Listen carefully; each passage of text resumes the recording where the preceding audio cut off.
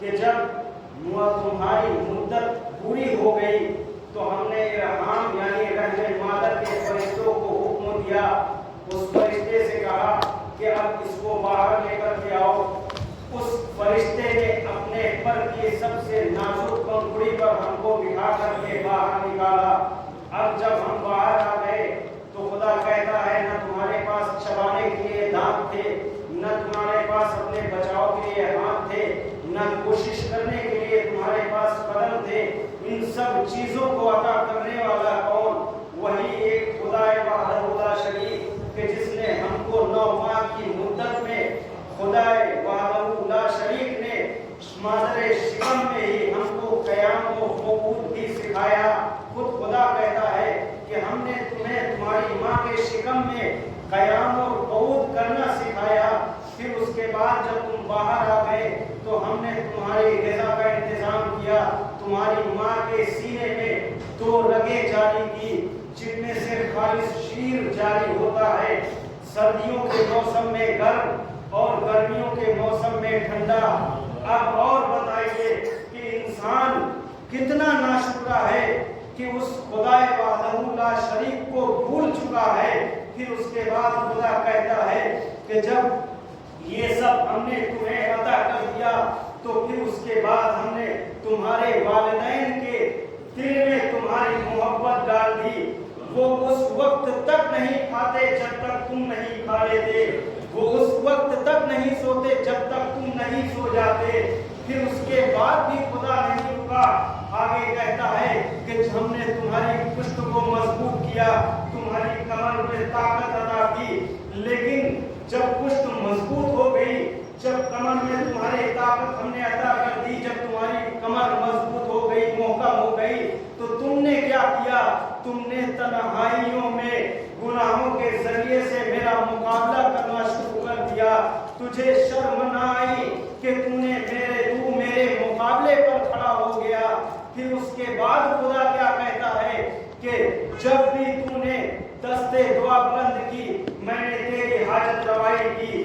जब भी तूने दस्ते दुआ बुलंद की, मैंने तुझे अता किया। जब भी तूने अपने गुनाहों की मग़फ़िरत के लिए दस्ते दुआ को बुलंद किया, मैंने तेरी दुआ, तेरी तौबा को कबूल किया। तो अब अज़ीज़ों फैसला करिए खुद कि ये वो इंसान जो एक नजिस कतरे से जिसका वजूद है, जिसका नुत्फ़ा ही नजिस है, जिससे ये पैदा होता है, वो शय ही नजिस है कि जब निकलता है तो इंसान पर गुस्ल वाजिब हो जाता है, जब मरता है तब गुस्ल वाजिब होता है। तो अजीजों फिर फख्र किस बात पर, गुरूर और घमंड किस बात पर कि हम इंसान हैं, हम सबसे बेहतरीन मखलूक़ात, खुदा ने हमें अहसन तक़वीम की मंजिल पर रखा। तो अजीजों हमको उसका शुक्र अदा करना चाहिए, ना कि दुनिया वालों का शुक्र अदा करना चाहिए। सलावत हो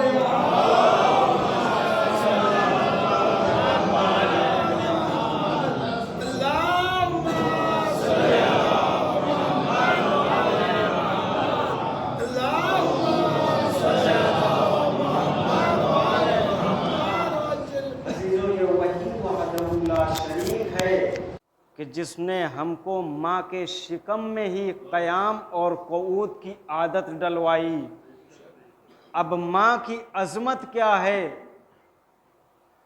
माँ की अज़मत इतनी है कि अगर इंसान सोच ले कि ये माँ 9 माह तक जो हमारा बोझ उठाती रही, घर में सारे काम अंजाम देती रही, झाड़ू लगाना, बर्तनों का मांजना, कपड़ों की धुलाई, ग़िज़ाओं को तैयार करना, लोग मेहमान अगर आ गए हैं तो उनका इंतज़ाम करना, मेहमानों के रुकने का इंतज़ाम करना, मेहमानों की राहत और आसाइश का इंतज़ाम करना, ये वो माँ है कि जो हमारा बोझ उठाती रही।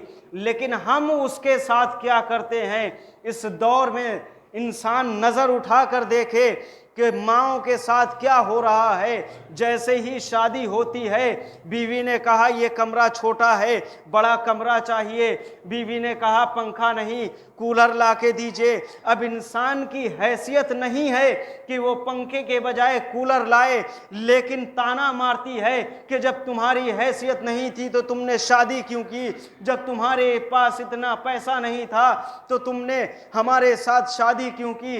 ये खुद नहीं सोचती कि ये भी किसी की बेटी है और जिस घर में आई है उस घर में इसको कितनी इज्जत और एहतराम के जरिए से नवाजा जाता है कि बहू आई है, उसका बेटा ख्याल रखो, उसकी जो भी ख्वाहिश हो पूरा करो। लेकिन ये नहीं सोचती कि इसे भी एक दिन माँ बनना है और इसकी भी बहू आएगी। जब वो इसके साथ ये करेगी और इसके शौहर के साथ, तो फिर इसके पर क्या गुजरेगी कि ये मेरे बेटे को क्या कह रही है।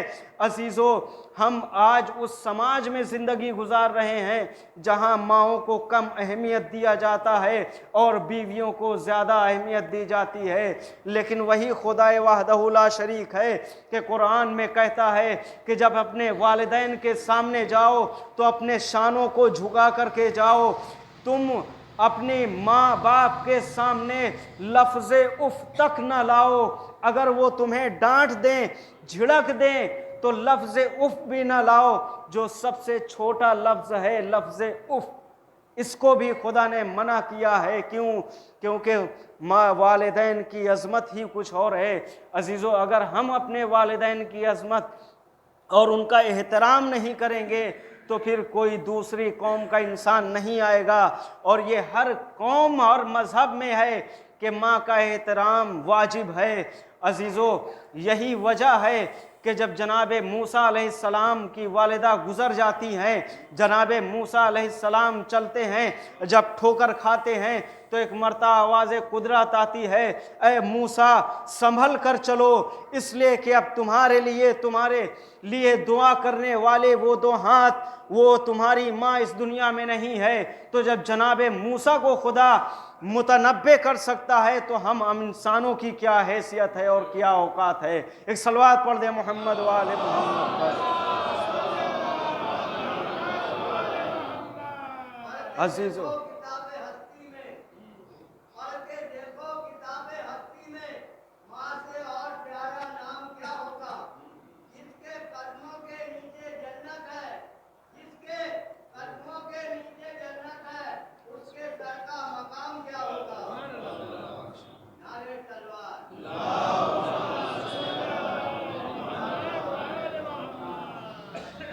माँ की अज़मत के लिए सिर्फ इतना हम कह सकते हैं कि अगर इंसान सोच ले, खुदा का शुक्र तो बाद की बात है। पहले जिस माँ की अज़मत और जिस बाप की अज़मत को खुदा ने बयान किया है, अगर उसके हम शुक्र अदा करने के लिए खड़े हो जाएं तो वो उसकी उस जो दर्द जो उठता है माँ को, हम उस दर्द जो एक लम्हे के लिए उठता है, उस दर्द का भी शुक्र नहीं अदा कर सकते। चे जाए कि उसके 9 माह और 9 माह के बाद की जो ज़िंदगी है हमारी, न हम बोल सकते हैं, बस पड़े हुए हैं एक नीम जान, जैसे इंसान आखिरी वक्त में पड़ा रहता है और जब माँ उठाती है तो अपने कलेजे से लगाकर अपना खूने जिगर अपने बेटे को देती है। ये वही माँ है कि जिसे आज इंसान भूल चुका है, जिसे गोशों और किनारों में डाल चुका है। अजीज़ों, ये वही माँ है कि जिसकी अज़मत के लिए इंसान शुक्र अदा करना चाहे तो नहीं कर सकता है। अजीज़ों, जब जनाब मूसा ने पूछा कि बारे इलाहा ये बता कि मेरा जन्नत में पड़ोसी कौन होगा, शायद जनाब मूसा के जहन में और उनके अक्ल में ये बात आई होगी कि शायद मेरा कोई पड़ोसी कोई नबी होगा, कोई या नबी का वसी होगा या कोई अब्द साले होगा। एक मरतबा आवाज़ कुदरत आती है, ए मूसा तुम्हारा तुम्हारा पड़ोसी कौन होगा। अगर तुम्हें इसे देखना है तो तुम अपने अपने इस शहर के फला महल्ले में जाओ, और एक शख्स है जो अपनी दुकान पर कसाबी के काम अंजाम देता है, उसको देखो और उससे इबरत हासिल करो, और वही तुम्हारा पड़ोसी होगा। वो कौन सा काम अंजाम देता है? वो ये काम अंजाम देता है कि सुबह आता है, आने के बाद दुकान पर बैठता है, गोश्त फरोख्त करता है, और जैसे ही दोपहर में वक्त से पहले, इससे पहले कि उसकी माँ जो है वो उसको भूख का एहसास हो, ये दुकान बंद करता है, और बंद करने के बाद फौरन घर जाता है, खाना पकाता है, पकाने के बाद ऊपर जाता है, एक गठरी अपनी पुश्त पर लाद करके नीचे लाता है, लाने के बाद उस गठरी को खोलता है, उसमें उसकी माँ होती है। अजीज़ो, अब जनाब मूसा इसकी दुकान पर आए और उससे कहते हैं कि भाई मैं इस शहर में आया हूँ, मैं मेहमान हूँ तुम्हारा, क्या तुम मेहमान नहीं चाहोगे? तो वो शख्स कहता है मेहमान हबीब खुदा है, अब मैं मेहमान को अपने घर ले जाऊंगा। और वो घर ले जाकर इनको एक कमरा देता है, उस कमरे में इनकी पजीराई करता है, इनके एहतमाम करता है। अब जनाब मूसा इस बात के खोज में लगे हैं कि आखिर ये आमाल कौन से ऐसे अंजाम देता है कि जो ये मेरा पड़ोसी करार पा रहा है। अजीज़ो, वो शख्स आता है, आने के बाद खाना पकाता है, आमादा करता है। अब ये जनाब मूसा सब देख रहे हैं। खाना पकाने के बाद ये ऊपर जाता है, ऊपर से एक गठरी लेकर के नीचे आता है, गठरी को खोला, उसमें से अपनी माँ को गोद में उठाया, उठाने के बाद फर्श पर बिठाता है, बिठाने के बाद अब ये ग़िज़ाओं को पहले सर्द करता है, सर्द करने के बाद उसमें से लुक़मा बनाता है, बना के अपने दहन में रखता है और उसको चबाता है, चबाने के बाद दहन से निकालता है, फिर अपनी माँ के मुंह में रखता है। अब ये जनाब मूसा ये सब देख रहे हैं। अब उसकी माँ खाती है और कुछ अपनी ज़बान में कहती है जो जनाब मूसा नहीं सुन सकते, ना ही समझ पाते हैं, और ये शख्स अपनी माँ की ज़बान समझ सकता है, वही बता सकता है कि ये क्या कह रही है। अब दूसरा दिन हुआ, रोज़ व शब गुज़र गए, दूसरा दिन आया, यही मामूल कि दुकान पर गया, जनाब मूसा भी गए, वहाँ से वापस आए और अपने मामूल के मुताबिक इसने सारे काम अंजाम दिए। फिर शाम में वापस आता है, फिर यही करता है और माँ को गठरी में बांध करके फिर ऊपर ले जाता है और उसको वहाँ बिस्तर पर लिटा देता है। दूसरे दिन जनाब मूसा इससे पूछते हैं, जब ये खाना खिलाता रहता है तो कहता है कि ये बताओ कि ये सब तुम अंजाम देते हो, लेकिन जो तुम्हारी माँ कुछ कहती है जो मेरे भी समझ में नहीं आता, वो क्या कहती है? तो एक मर्तबा वो कहता है कि मेरी माँ कहती है कि खुदावंद आलम तुमको जनाब मूसा का पड़ोसी करार दे जन्नत में। तो अजीज़ो, जैसे ही जनाब मूसा ये सुनते हैं तो एक मर्तबा कहते हैं तुझे मुबारक हो, मैं कोई और नहीं हूँ, मैं इस वक्त का नबी हूँ, जनाब मूसा हूँ। अब जैसे ही वो सुनता है हाथों का बोसा लेने लगता है। तो अजीज़ो, अब समझ में आया कि माँ की अजमत क्या है। अगर इंसान अपनी माँ की खिदमत अंजाम देता है तो खुदा उसे नबी का पड़ोसी करार देता है। एक सलवात पढ़ दे मोहम्मद वाले मोहम्मद पर। अजीज़ो, यही वो माँ है कि अगर चाहे तो अपनी औलाद की बेहतरीन तरबियत करके उसको इस माशरे के लिए एक बेहतरीन इंसान बना सकती है, और अगर चाहे तो तरबियत करके उसे गलत रास्ते पर भी ले जा सकती है। बहुत सी माएँ इस दुनिया में मौजूद हैं और बहुत सी माएँ तारीख़ इस्लाम में गुज़री हैं। जनाब नूह की बीवी का तस्करा आपने सुना होगा। जब जनाब नूह अपनी कौम पर तबलीग कर रहे हैं और कोई असर नहीं, तो खुदा ने हुक्म दिया कि ऐ नूह सब्र करो, तबलीग को जारी रखो, तबलीग कर रहे हैं। लेकिन जनाब नूह की बीवी है कि जनाब नूह के बातों को नहीं मानती। और जब खुदा से अजाब का मुतालबा करते हैं तो जनाब नूह को हुक्म होता है कश्ती बनाओ, कश्ती बना रहे हैं और लोग मजाक उड़ा रहे हैं कि यहाँ पानी का नामो निशान नहीं है और ये कश्ती बना रहे हैं। वो माएँ कि जो अपने आप को भी बर्बाद करती हैं और अपनी औलाद को भी बर्बाद करती हैं, सिर्फ आम इंसानों की माएँ नहीं होती बल्कि नबी की बीवी भी नबी के बेटे को डुबो देती है। अब जनाबे नूह अलैहिस्सलाम कश्ती पर सबको आवाज़ देते हैं सवार हो जाओ, आज कोई भी नहीं है जो बच जाए इस अजाब से। एक बूढ़ी औरत है कि जो जनाबे नूह से पूछा करती थी कि कब अजाब आएगा, लेकिन उसको इत्तला नहीं है कि अजाब आने वाला है। अब जैसे ही अजाब आया और कश्ती रवां दवां पानी पर चलने लगी, जनाबे नूह ने अपने बेटे को कहा कि आ जाओ कश्ती पर सवार हो जाओ, आज कोई बचाने वाला नहीं है। तो उसने क्या जवाब दिया कि हम जाकर पहाड़ पर पनाह ले लेंगे।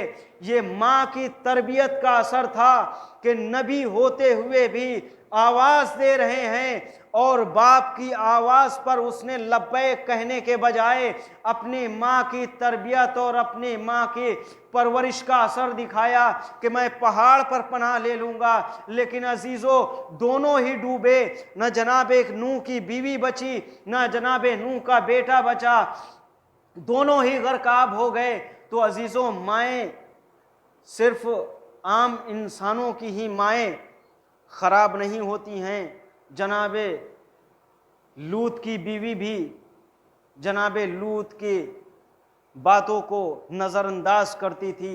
आखिर क्या हुआ, अजाब आया, वो भी उसी अजाब में गर्क हो गई।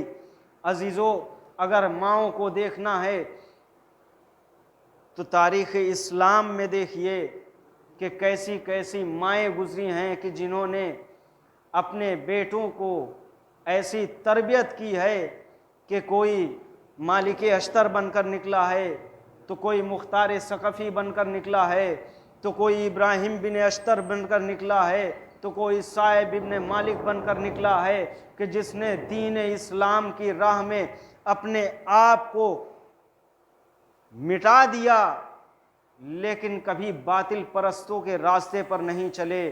अजीज़ों, यही वो माँ है, हमारी मामूली सी माँ कि जो अपनी जवानी भी कुर्बान करती है, अपने सारे अरमान को दफन कर देती है, अपनी ख्वाहिशात को दरगोर कर देती है, अपने जो उसकी ख्वाहिशात होती हैं, जो उसकी अंदरूनी, जो उसके दूसरे औरतों के मुकाबले पर इसके अरमान होते हैं, सबका गला घोट देती है। क्यों?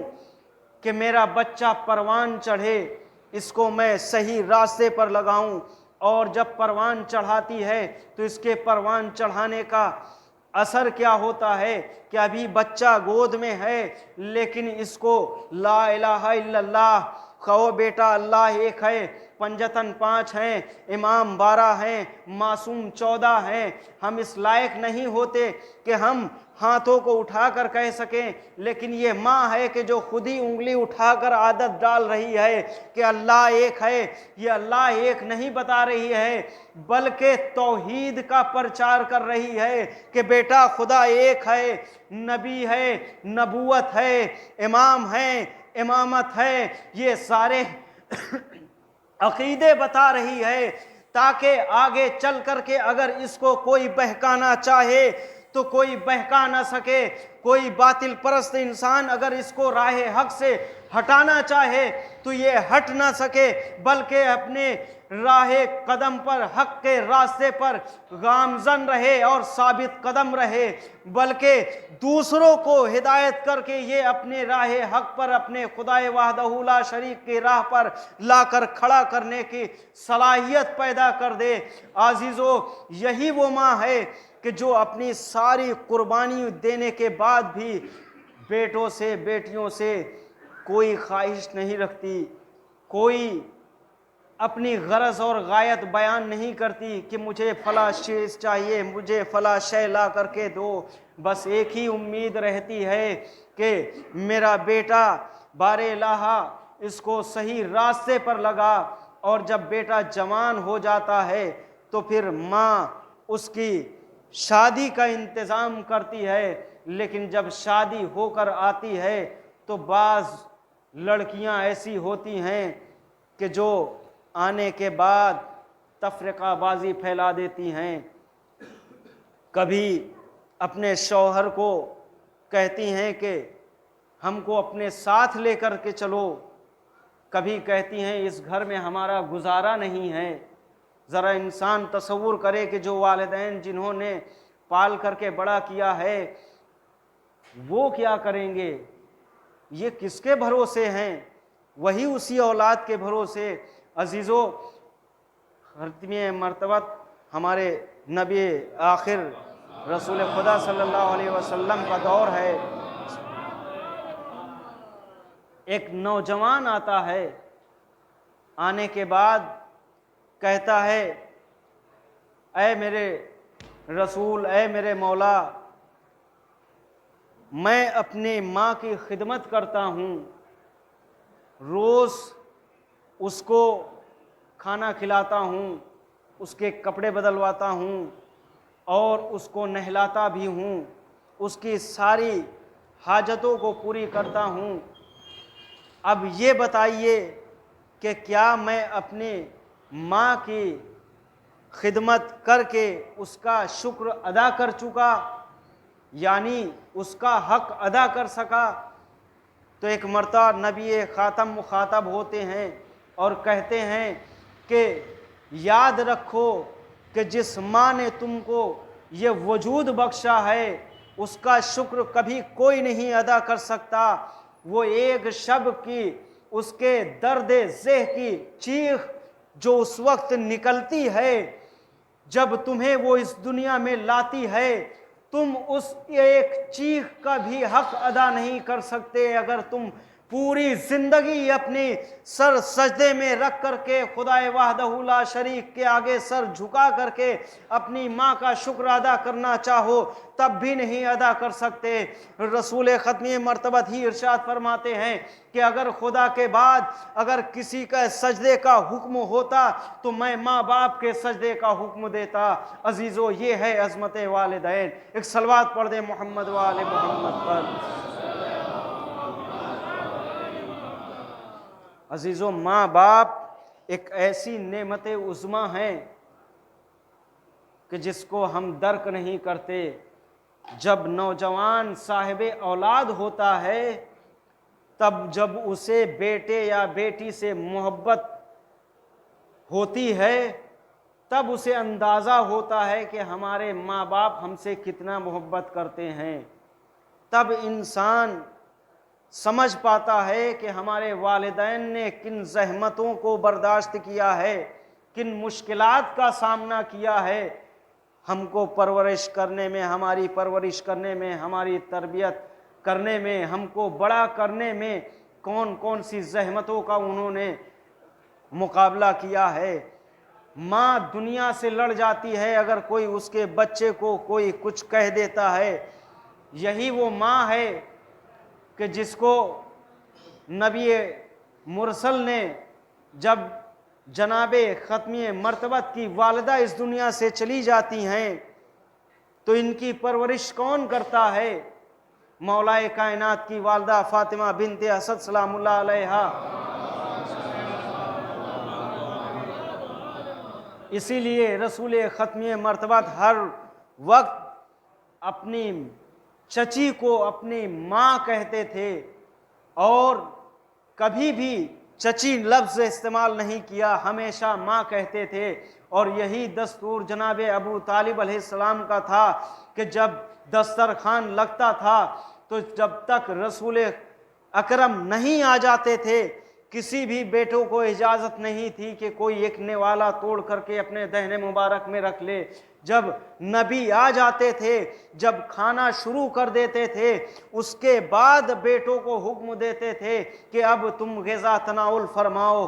तो अजीज़ों वैसे ही नबी ने एहतराम करके दुनिया को बताया कि देखो, वालिदैन चाहे हमारे इस दुनिया से चले गए हैं, लेकिन जिन्होंने हमें परवरिश की है, जो हमारी परवरिश कर रहे हैं, वही हमारे वालिदैन की जगह है, वही हमारी माँ है, वही हमारे बाप हैं। तो अजीज़ों, जब ख़त्मे मर्तबत इतना अज़मत और इतनी रुतबा और इतना अहम मकाम अता कर सकते हैं, तो फिर अगर हमारी कोई तरबियत, अगर हमारी कोई चची या हमारी फूफी या हमारी मुमानी या हमारी तरबियत कर रही है, हमारी माँ इस दुनिया से चली गई, हमारा कोई नहीं है, या हमारी दादी हमारी तरबियत हमें परवरिश कर रही हैं, तो फिर हमको चाहिए कि वही एहतराम उनका करें जो एहतराम हम अपनी माँ का करते थे।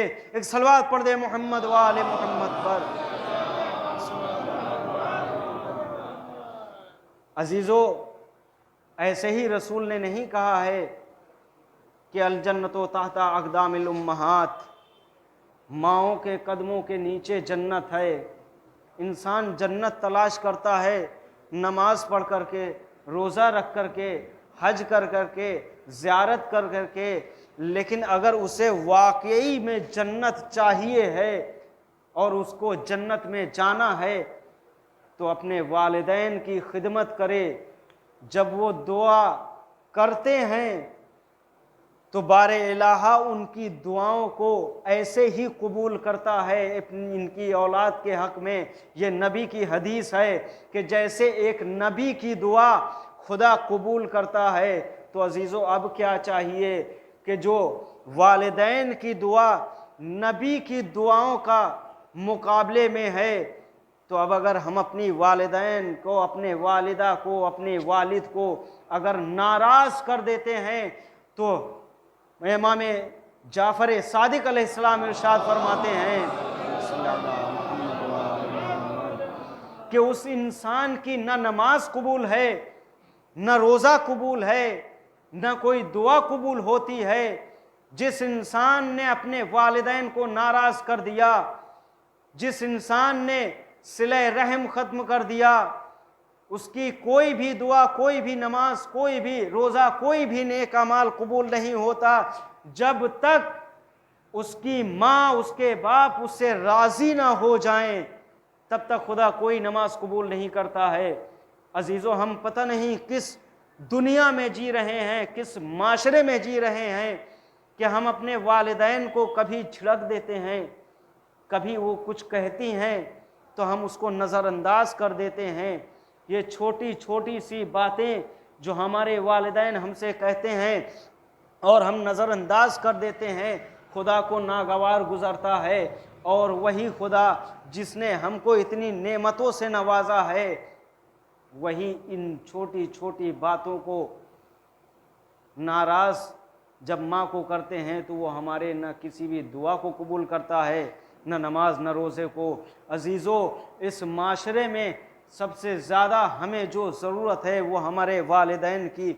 अगर बाप ख़राब होता है तो सिर्फ़ घर का माहौल ख़राब होता है, लेकिन अगर माँ गलत साबित हो जाती है तो कई नस्लें बर्बाद हो जाती हैं।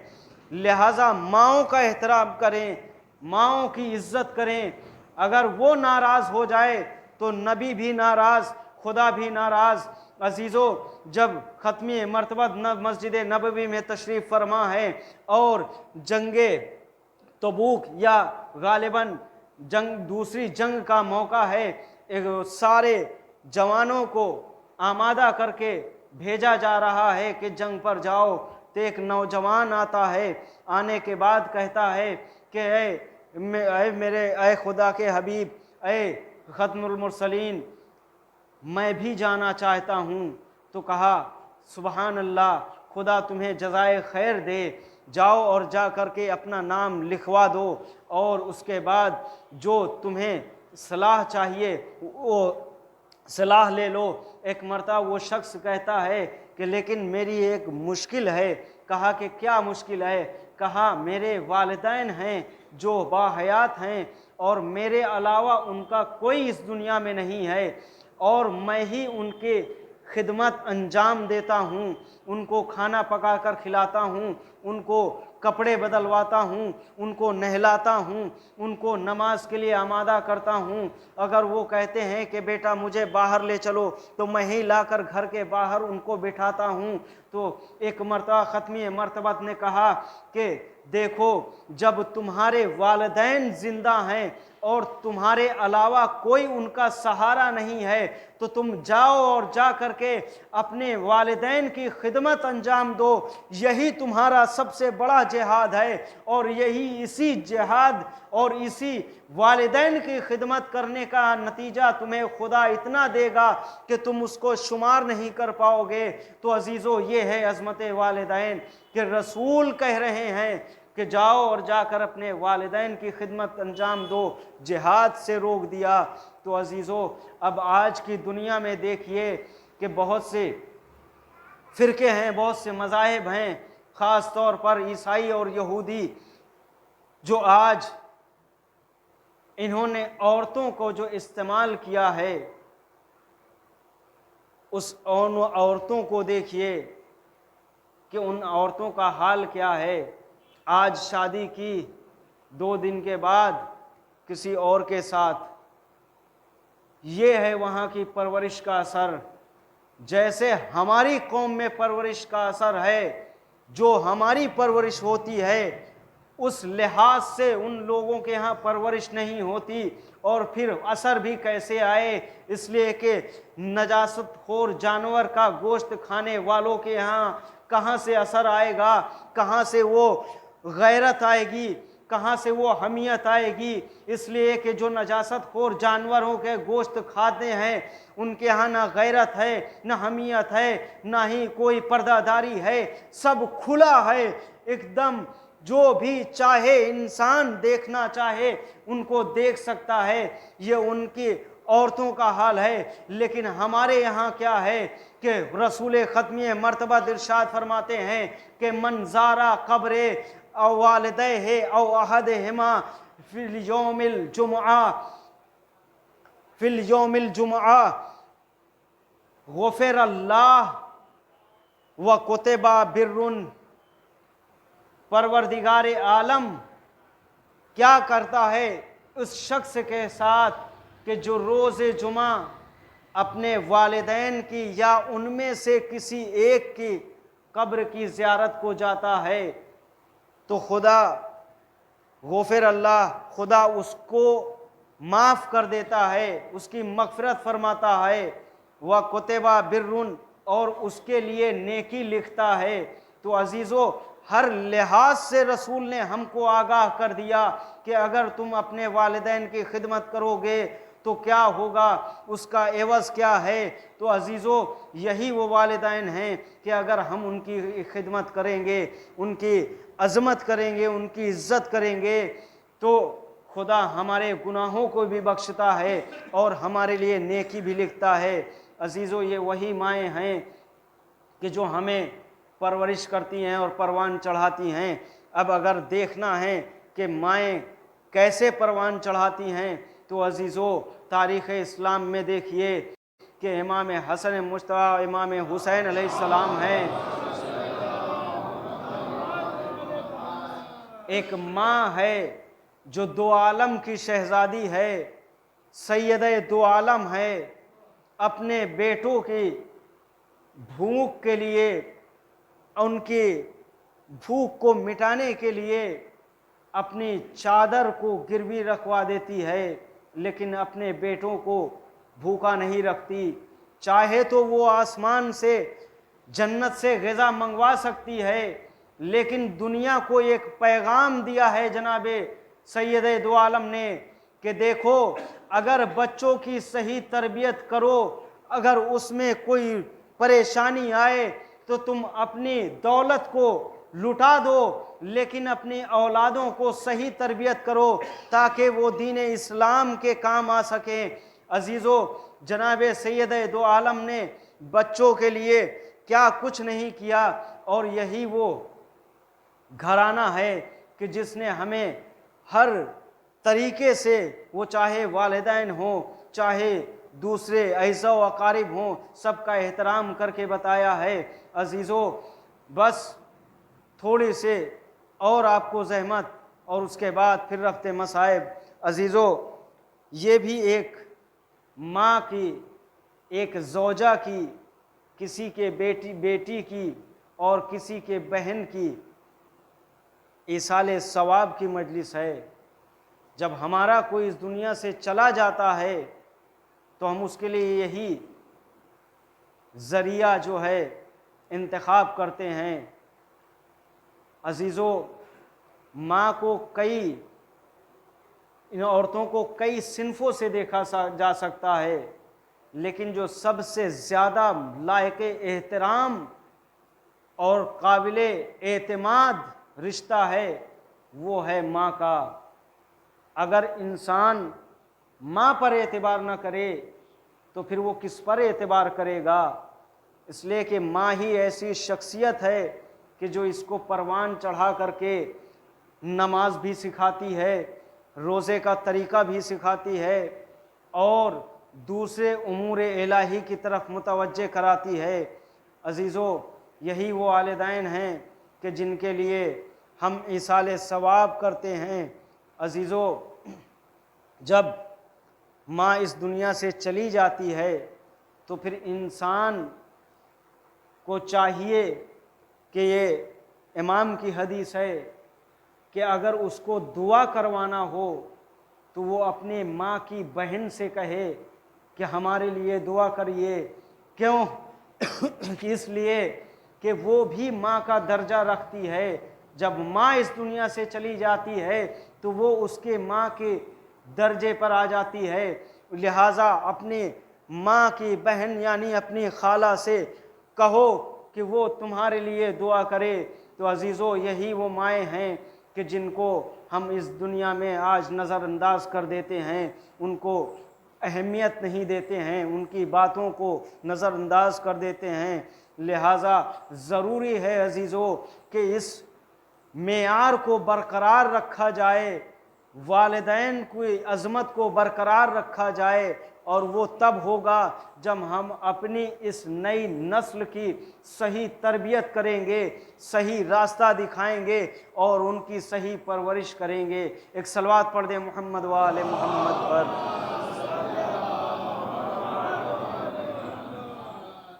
अजीज़ों, एक नौजवान है कि जो रसूल के पास आता है। अब दुश्मने जो रसूल हैं और दुश्मने अहले बैत हैं, उनका क्या हाल होता है मरने के बाद। आता है, आने के बाद कहता है कि ए रसूल गिरामी, मेरा बाप मर गया है और उसकी कोई खैर खबर नहीं कि वो कहाँ है, उसने कहाँ पर जो उसके पास दौलत थी दफन किया है। एक मरतबा रसूल कहते हैं कि तेरा बाप था कौन? कहा कि वो आपकी न नबूवत को मानता था और ना ही खुदा को मानता था, लिहाजा वो मरा है तो हमने उसको ले जाकर दफन कर दिया। अब इधर ख़त्मी मरतबत कहते हैं कि तुम्हारी माँ ज़िंदा है। तो उसने कहा नहीं, माँ भी हमारी इस दुनिया से चली गई, लेकिन वो आपके नबूवत को कबूल करती थी, आप पर ईमान रखती थी। अब एक मरतबा कहते हैं कि ठीक है, इस मदीने के बाहर जाओ, जाने के बाद जो कूड़ा जहाँ फेंका जाता है वहाँ पर तुम्हें कुछ कुत्ते नज़र आएंगे। उन कुत्तों में जो सबसे बदसूरत कुत्ता हो उसको मुखातब करके आवाज़ देना, कुदरत खुदा से वो तुम्हारे सवाल का जवाब देगा। अब ये शख्स आता है, जवान आता है, आने के बाद उसको आवाज़ देता है तो वो खुदा उसको कुव्वत गोयाई दे देता है और वो कहता है कि बोलो इधर आओ। अब जब ये जाता है तो देखता है, कहता है कि क्या तुम ही मेरे बाप हो? वो कहता है हाँ। कहता है कि तुम अगर नबूवत का इकरार कर लेते, अगर तुम मेरी माँ को आज़ार व अजियत न करते और रसूल पर ईमान रखते होते तो आज तुम्हारा ये हाल न होता। एक मर्तबा वो उससे पूछता है, वो बताता है कि फ़ला जगह पर हमने दफन कर दिया है, जाओ, लेकिन आधा तुम लेना और आधा अपने नबी को दे देना और कहना मेरे लिए दुआ करें।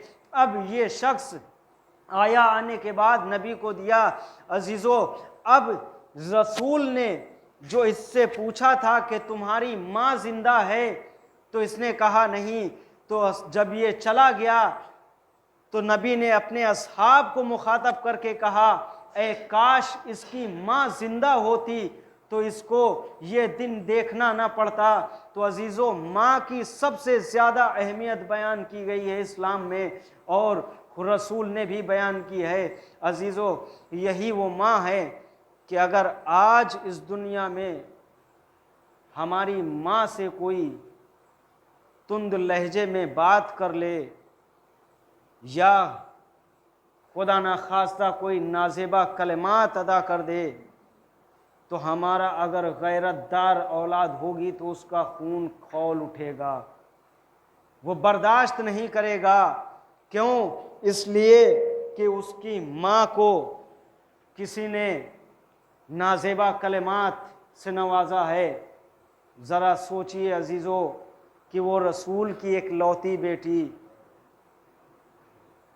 जिसके बाबा के जाने के बाद वही वक्त के मलऊनों ने रसूल की एक लौती बेटी के साथ क्या किया है। अगर आज हमारी माँ को कोई कुछ कह दे तो हम उसको मार दें, उसका यहाँ तक के कत्ल कर दें। ज़रा सोचिए कि रसूल की बेटी के साथ क्या हुआ।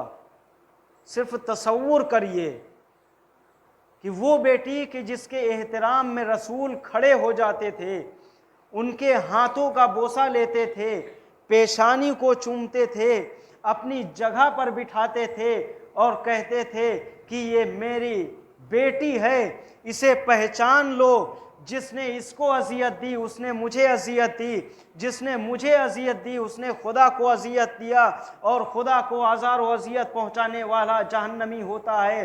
तो आज जो हम उन मलऊनों को लानत के तौक डालते हैं तो कोई बुरा नहीं करते हैं। जिसे बुरा मानना हो माने, जिसे जो सोचना हो सोचे, जिसे जो करना हो करे, लेकिन हम औलादे रसूल पर जुल्म जो जिन लोगों ने किए हैं उनके साथ हमारी कोई दोस्ती नहीं, इस मसले पर कोई दोस्ती नहीं। अजीज़ों, यही वो बेटी है कि जब इस दुनिया से चली गई तो इमाम हसन मुज्तबा अलैहिस्सलाम घर में तशरीफ़ फरमा हैं और चीखे मार मार कर रो रहे हैं। एक मर्तबा पूछने वाले ने पूछा कि ए इमाम हसन, ए हसन मुज्तबा, कब तक आप रोएंगे? तो एक मर्तबा कहते हैं कि मैं माँ की जुदाई में नहीं रो रहा हूँ, बल्कि मैं किसी और मंज़र को याद करके रो रहा हूँ।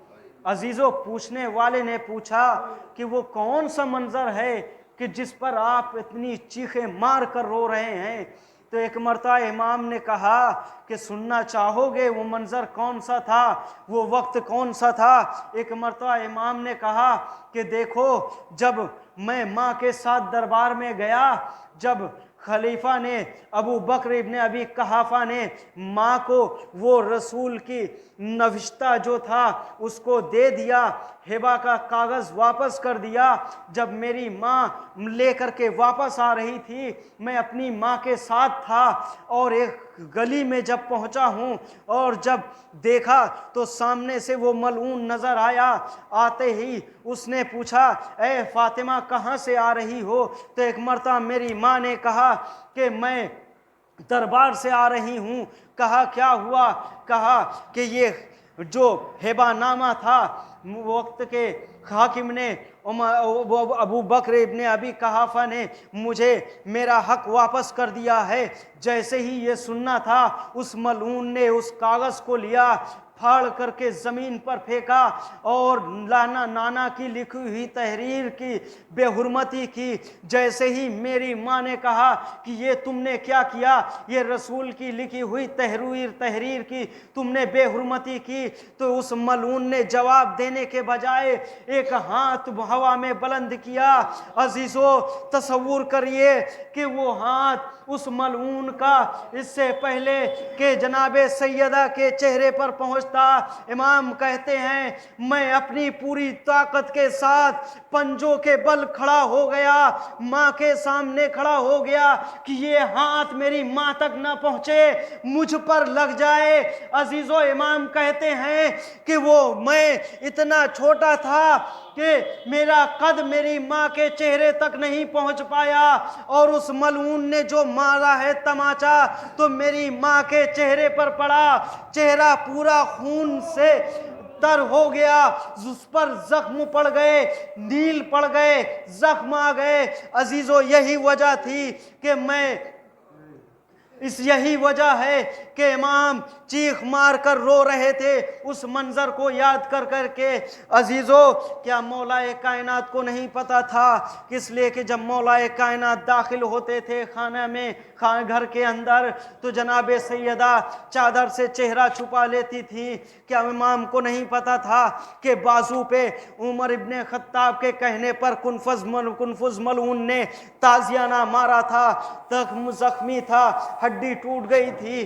क्या उस मलऊन को ये नहीं पता था कि जो ये बेअदबी कर रहा है ये रसूल की बेटी है, ये शहजादी तो आलम है? क्या मौला को जनाबे साने ज़हरा के टूटी हुई पसलियों का इल्म नहीं था? मालूम था, लेकिन मौलाए कायनात जाहिर नहीं करते थे। क्यों? इसलिए कि खुद सैयदा छुपाती थी कि अली को पता न चले। अजीजों, ये राज उस वक्त नहीं खुला कि जब मौलाए कायनात ने गुस्लो कफन दिया, बल्कि मौला का हाथ जब पसलियों पर पहुंचा है तो मौला उस टूटी हुई पसली को देख करके चीख मारे हैं।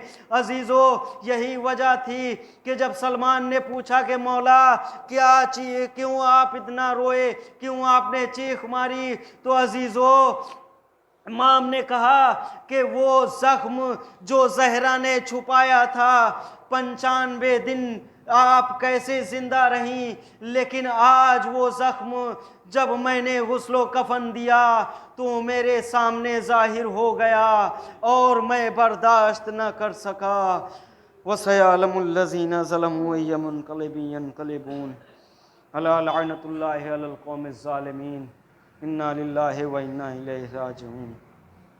बारिल्लाह, तुझे वास्ता है इस बीबी दो आलम का जिस पर जुल्म के पहाड़ तोड़े गए, इस फर्श अज़ा और इस मजलिस अज़ा का जो अज्र हो बारिल्लाह इस बीबी दो आलम के सदक़े में इस मरहूमा के दर्जात में बुलंद का बाइस बने। बारिल्लाह, जिस मरहूमा के लिए ये मजलिस फ़र्श सैयदुश्शुहदा बिछाई गई है, उनके दर्जात में बुलंदी अता फ़रमा, उनको जवार मासून में जगह इनायत फ़रमा, उनके वाबस्तगान को पसमानदगान को सब्र जमील अता फ़रमा। बारिल्लाह, जो मुमिनीन व मोमिनात परेशान हाल हैं उनकी परेशानियों को दूर फ़रमा, जो बीमार हैं उनको शिफ़ाए आजिल व सेहत कामिला अता फ़रमा, जो मुमिनीन व मोमिनात हाजत रखते हैं उनकी हाजतों को पूरे फरमा। हमारे उलमाए कराम मराजे कराम का साया हमारे सरों पर कायम दायम रख। अगर दुश्मनान इस्लाम लायक हिदायत हैं तो उनकी हिदायत फरमा, अगर लायक हिदायत नहीं है उनको नेस्त नाबूद फरमा। बारिल्लाह, परचम इस्लाम को सरबुलंदी अता फरमा, परचम कुफ्र व शिर्क व निफाक को सुरनगू अता फरमा। हमारे इमाम को हमसे राज़ी व खुशनूद फरमा और हमारे इमाम का जल्द अज जल्द ज़हूर फरमा और हम सबको उनके आवान व अंसार में शुमार फरमा। रब्बना तक़ब्बल मिन्ना इन्नका अंतस समीउल अलीम बिरहमतिका या अरहमर राहिमीन। एक बार सूरह हमद और 3 बार सूरह तौहीद की तिलावत फरमा कर मरहुमा सैयदा इमामुन निसा बेगम बिन्ते सैयद साबिर अली मरहूम की रूह को इसाल फरमाएँ।